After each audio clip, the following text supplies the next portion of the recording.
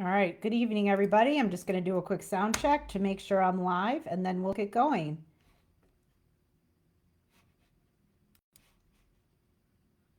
Okay, sounds like we're good to go. Okay, so we're going to keep it relatively short today. So I would like to go through one of the questions that came up in the group this last month or so, and the post was being a little bit funny. For some reason, the commenting was not enabled, so I think I've tried to fix that. I think the original poster got a couple responses, but then was not able to respond. So I am taking the conversation over here to this Q&A thread. I'm going to leave some comments, elaborate a little bit on what some people said in the post, and then also share some upcoming resources that are going to be live on the podcast that I'm also going to be showcasing in different parts of Language Therapy Advanced Foundations that I think will be helpful. So a couple of things to keep in mind. So obviously, as members of Language Therapy Advanced Foundations, Vocabulary Foundation, and a couple other programs that have access to this group, the benefit that you have obviously is that you've got these tutorials available to you with the specific treatment protocol. So when there are free podcasts available that elaborate on some resources and some things that are a little more higher level, you can take that free information that's available to the public and really get more out of it because you have this additional information that you can use based on some of the specific frameworks that you would learn in Language Therapy Advanced Foundations. And in light of this case study, I wanted to just mention a couple things to you just to direct you to some resources, remind you of some things that would be useful that are already available in the program, and then also just make sure that you keep your ears open in the next couple months for some upcoming episodes that are going live on De facto leaders that I think could also point you to some resources that would be really helpful. So let's start off with the case study itself. So obviously we've got a lot of people in here, like you might be working in a school, you might be working in a private practice. Regardless of what setting you're in, obviously one of the things that comes up a lot is language and literacy. And so if you are doing an evaluation, obviously we all know that the criteria for how we might design our service delivery looks different if we're in a school versus private practice.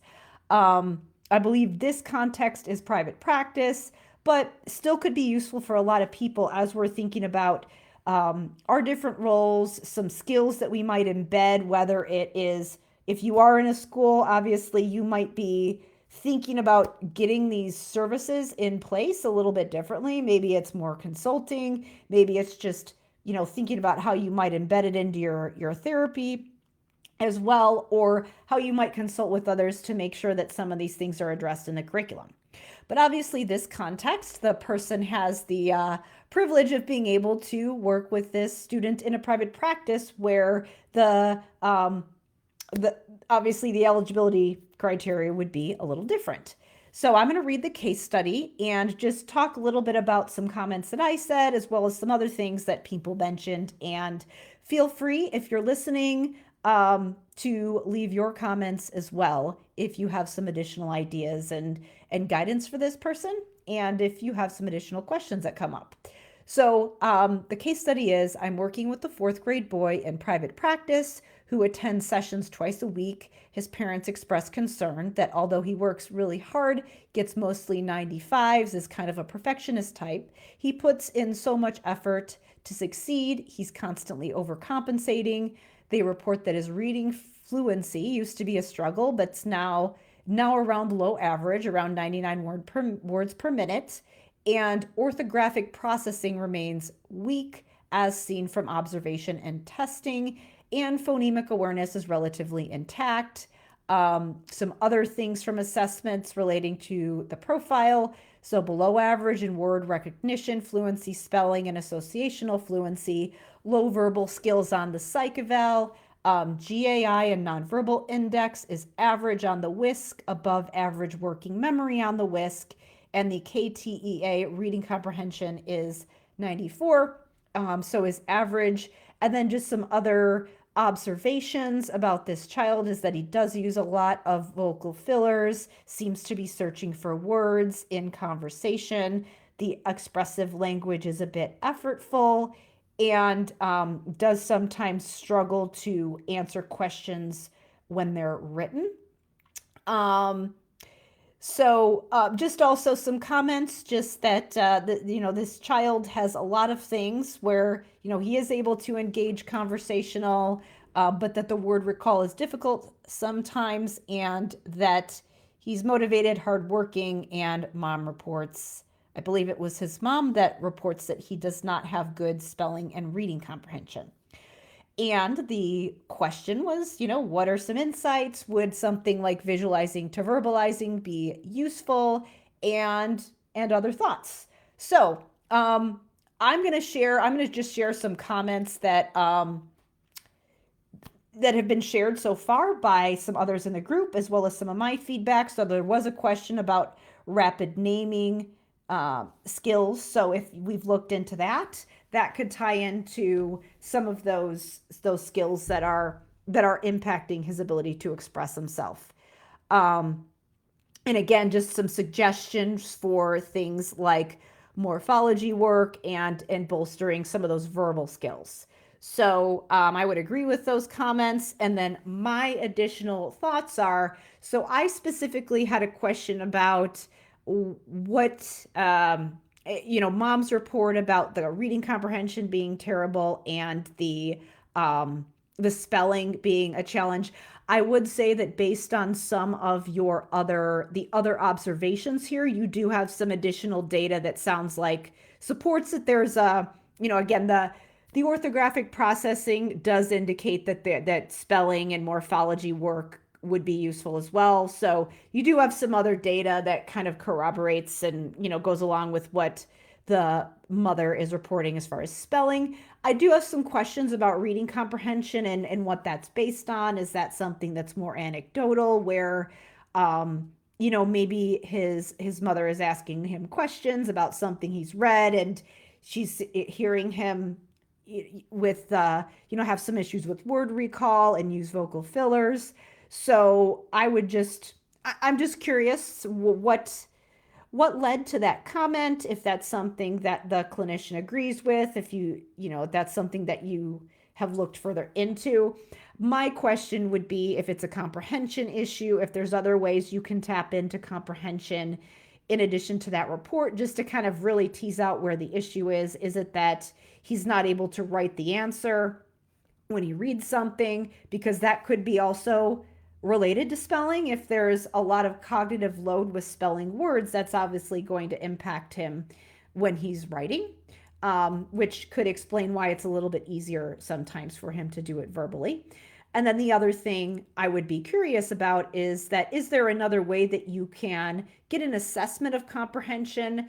I know that obviously things like multiple choice, like you do want to get those extended responses. It gives you a more robust measure of comprehension, but you do want to try a couple other assessments there and just get some other data there, because maybe it's possible that he is comprehending, but it's the expression issues that are impacting his ability to show what he comprehends. So those are just some questions to ponder and some things to think about there relating to the reading comprehension, maybe diving further into that to see if it is a reading comprehension issue, or is it maybe tied to word recall and him being able to show what he knows because of the challenges with things like word recall and orthographic processing.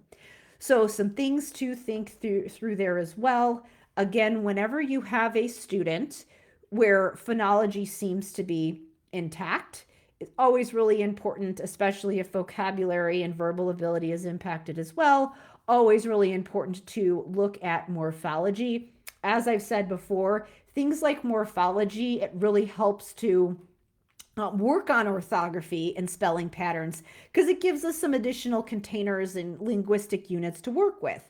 When you're working on morphology, yes, you can be doing it verbally and talking about how to pronounce different prefixes and affixes and things like that, but it also really helps to pull in work on orthography at the same time and be talking about how things are spelled. So naturally, it's easy to integrate both of that work at the same time by simply including print in your work on morphology. So you're working on those things simultaneously, and you're also embedding some morphology work in there to solidify that, because morphology are these, again, morphemes are these bigger linguistic units. And then within the morpheme, you can also really reinforce some of that work on morphology that's, being contained by those morphemes, because you can talk about how to, the morphological, the phonological representation of those morphemes, and then also thinking about the entire word as well.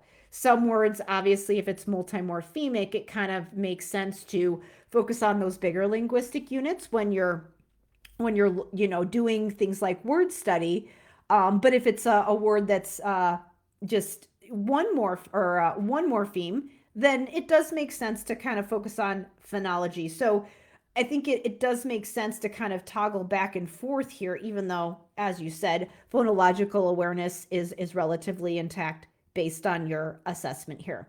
So some things to think about in all of that work: morphology, orthography, and then embedding things like semantics as well, is also going to help build those verbal abilities, improve that word recall, and also improve some of those orthographic skills.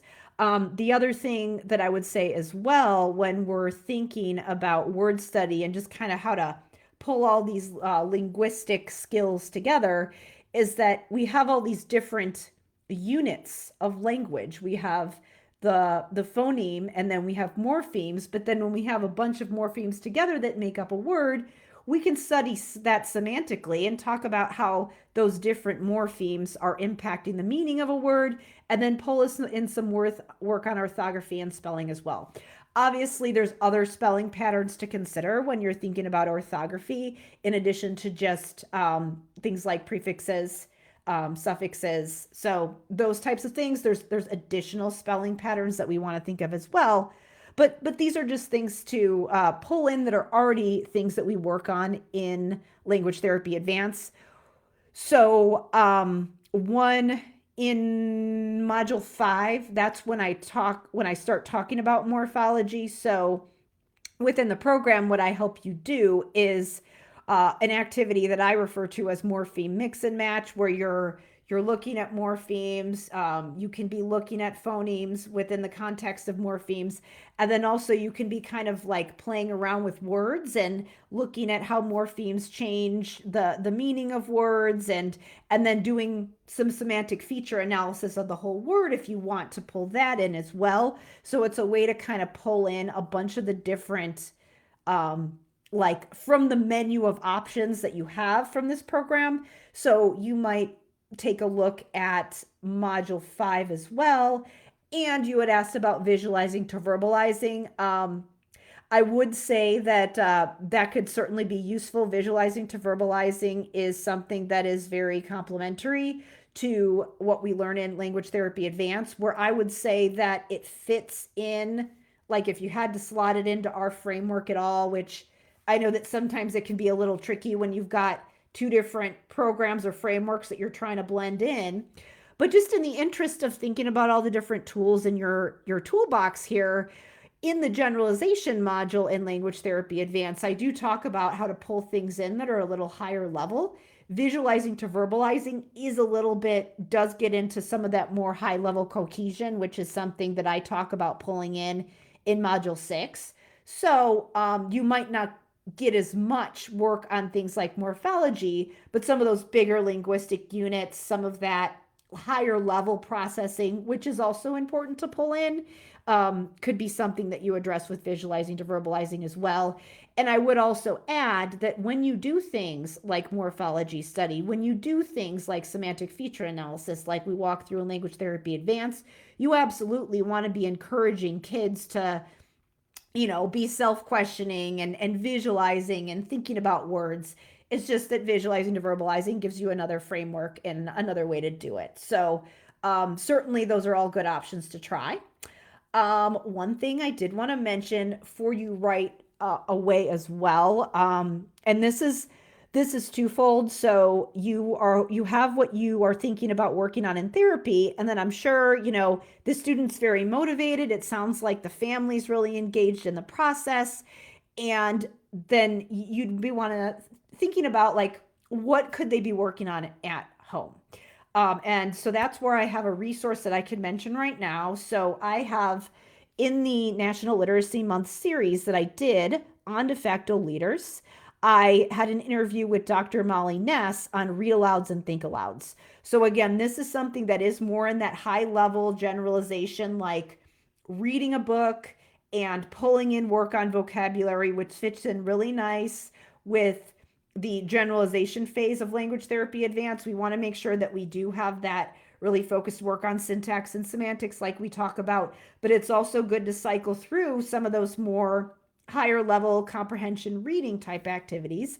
And a really great framework that is robust enough that it can be used in a language therapy session, can be used in a classroom, but is simple enough that you could take that and then train a parent to do it or share that activity with a parent and have them be doing think alouds and read alouds at home. If this is an older student, certainly something he could do with like a sibling as well. But that's a great tool for you to use, for you to have some carryover at home. If the family is asking for some things that that they can do at home. I really like think alouds and read alouds because it's just a great practice for even for older kids. I know that a lot of times people think of reading aloud to kids as something for younger kids, but actually it's very good for kids like, it's very good for older kids as well, and definitely not something that we need to think of as an elementary only, although this student is in fourth grade. But again, sometimes even in later elementary, we start to think, oh, well, they don't need to be read to anymore. And I would say in this case, I would definitely encourage to continue that practice, especially given that they sound very motivated and engaged. So I am going to share my episode with Molly Ness, where we talked about think alouds and read alouds. That is live already, and she has a great book that is teacher friendly, therapist friendly, parent friendly that we link to in that episode. And there's, again, some great research about read alouds and also some great resources available. The other thing that I would mention is associated with that National Literacy Month series that I did in the fall of 2024. One of the partners for that episode series was Reading is Fundamental, which is a nonprofit that does all kind of great advocacy work. And there's a lot of free resources on that website that you could utilize in therapy that you could share with families that you're working with. And also they do a lot with book distribution. And I know that when we're thinking about read alouds and generalization and just promoting literacy, both with our clients and just as a whole, getting access to books is to address some of these book deserts is really important. So highly recommend checking out Reading is Fundamental as well. I'll link to them in the comments. And again, I mentioned it in the episode with Dr. Ness. Another exciting thing that's coming up on the horizon towards the end of July, I will be publishing another episode with Dr. Molly Ness on orthographic mapping. So I have had a chance to kind of look at some of her framework. She has a book coming out, I believe, late summer, early fall. We will link to the resource so that you'll know where to get it when the episode goes live. My second episode with Dr. Molly is going to be live in July. So be on the lookout for that, and I'll also share it in here as well. But she has a book coming out on orthographic mapping that will be a great, very complementary to some of the things that we do in Language Therapy Advanced Foundation, especially that work on Morpheme mix and match. It would go really nicely with that activity. She uses, her steps are slightly different. It's mostly designed for teachers, but I do think there is an overlap with what we do in therapy and what we can recommend to parents and what we can be doing when we're consulting with colleagues, or if we're in private practice and we want to have a partnership with a school and or the school therapists and the teachers and things like that. So keep your eyes open for that. And yeah, I think that both of those resources would be great for a lot of things that we discuss in Language Therapy Advance, as well as the Vocabulary Foundation. We talk about vocabulary activities where we're talking about active and extended use. That's really what we're doing when we're doing things like word study and semantic feature analysis. So yeah, I think those will all be great tools for you. In addition to some of the other suggestions that were made in this post. And like I said, I don't know what was going on with the comments in the post. For some reason, they were turned off and people couldn't respond. So fingers crossed that we won't have that issue with this post. I'll post all of those original discussions in this video and post some additional resources for that I've mentioned in this video today. So thank you so much, everybody. Feel free to leave your questions, comments, and as usual, please feel free to leave a comment and question in the group anytime. Thanks, everybody.